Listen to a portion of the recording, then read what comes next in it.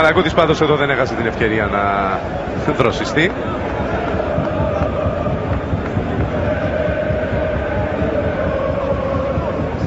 Στο 77 έχουμε φτάσει. Εντάξει, έχω την εντύπωση ότι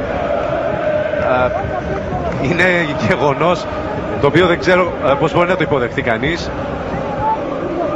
Ναι, Γιάννη Πάκο. Το ποτιστικό σύστημα στο Καφτασόγλιο, όπως μιλάμε εδώ και με τους υπαλλήλους του σταδίου, λειτουργεί με χρονοδιακόπτη.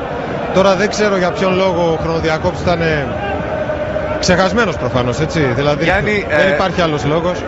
Και το θέμα είναι τώρα ότι ρωτάω... Γιάννη Πάκο, όπως μας επισημαίνει και ο Γιάννης Κυφωνίδης, και έχω την εντύπωση πολύ εύστοχα, που έχει τη δημοσιογραφική επιμέλεια της μετάδοσης από το ΒΑΝ, ίσως επειδή είναι Δευτέρα σήμερα την πατήσαμε.